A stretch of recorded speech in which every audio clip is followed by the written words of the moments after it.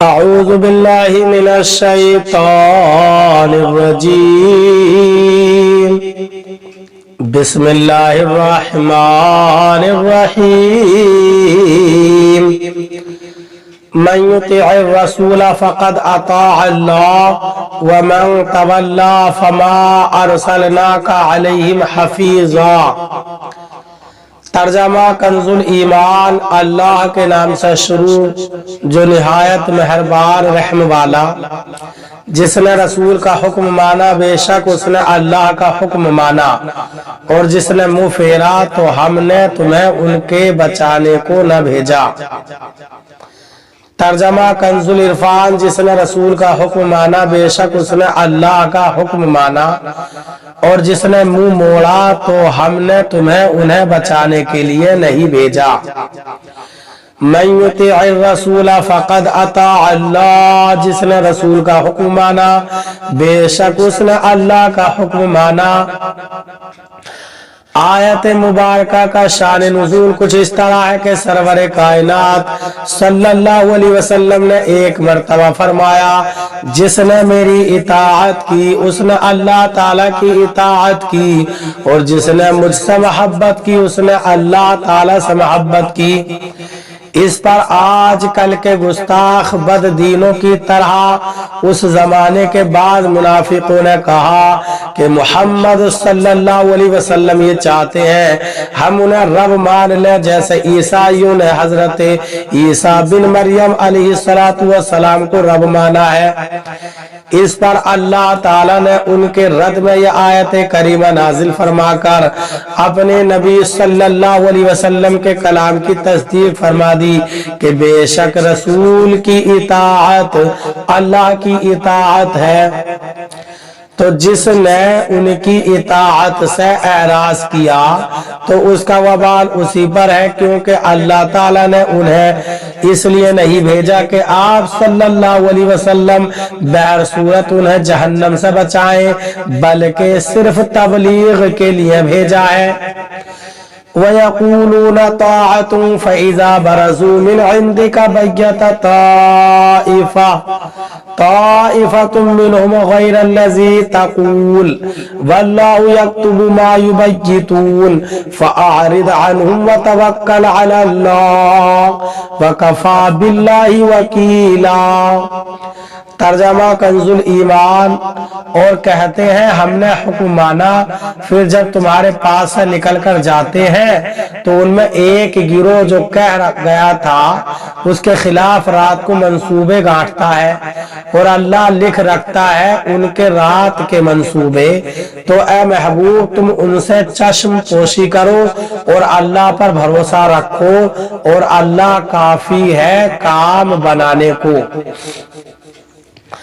ترجمہ کنزُ العرفان. اور کہتے ہیں ہم نے فرما برداری کی، پھر جب تمہارے پاس سے نکل کر جاتے ہیں تو ان میں ایک گروہ آپ کے فرمان کے برخلاف رات کو منصوبے بناتا ہے، اور اللہ ان کے رات کے منصوبے لکھ رہا ہے. تو اے حبیب تم ان سے چشم پوشی کرو اور اللہ پر بھروسہ رکھو، اور اللہ کافی کار ساز ہے.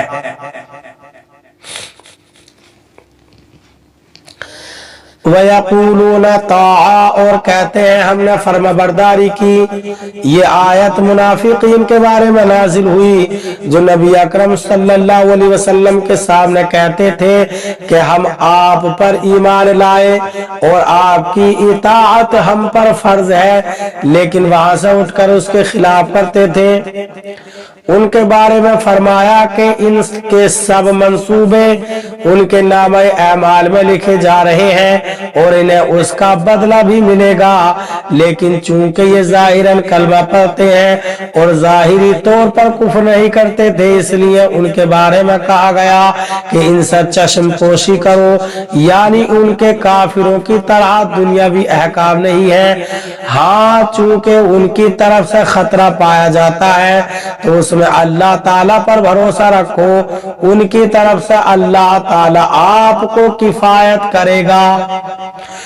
अफला यतदब्बरून अल-कुरआन वलौ कान मिन इंदी गैरिल्लाहि लवजदू फीहि इख्तिलाफन कसीरा। तर्जमा कंजुल ईमान, तो क्या गौर नहीं करते कुरान में, और अगर वो गैर खुदा के पास से होता तो जरूर इसमें बहुत इख्तिलाफ पाते।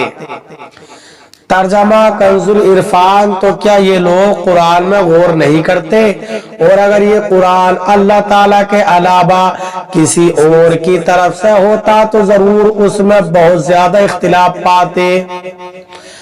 अफला यतदब्बरून अल-कुरआन, तो क्या ये लोग कुरान में गौर नहीं करते। यहाँ कुरान की अजमत का बयान है और लोगों को उसमें गौर व फिक्र करने की दावत दी गई है।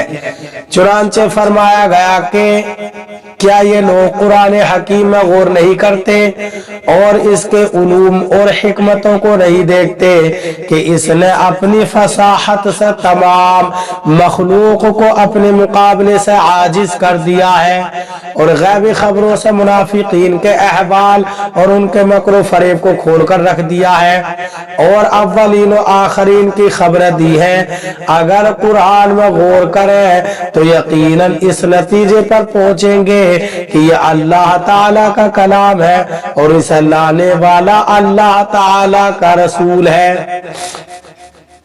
इससे मालूम हुआ कि कुरान में गौर व फिक्र करना आला दर्जे की इबादत है। इमाम गजाली रहमतुल्लाह ताला अलैह इहयाउल उलूम में फरमाते हैं, एक आयत समझकर और गौर व फिक्र करके पढ़ना बगैर गौर व फिक्र किए पूरा कुरान पढ़ने से बेहतर है। कुरान का जिक्र करना, इसे पढ़ना, देखना, छूना सब इबादत है। कुरान में गौर व फिक्र की दावत दी गई है, लेकिन ये बात वाज़ेह है कि कुरान में वही गौर व फिक्र मोतबर और सही है जो साहिब कुरान सल्लल्लाहु अलैहि वसल्लम के फरामीन और हुजूर पुरनूर सल्लल्लाहु ताला अलैहि वसल्लम के सोहबत याफ्ता सहाबा रदियल्लाहु ताला अन्हुम और उनसे तरबियत हासिल करने वाले ताबिईन रहमतुल्लाह ताला अलैहिम के उलूम की रोशनी में हो, क्योंकि वो गौर व फिक्र जो उस जात के फरामीन के खिलाफ हो जिन पर कुरान उतरा, और उस गौर व फिक्र के खिलाफ हो जो वही के नुज़ूल का मुशाहिदा करने वाले बुजुर्गों के गौर व फिक्र के खिलाफ हो, वो यकीनन मोतबर नहीं हो सकता।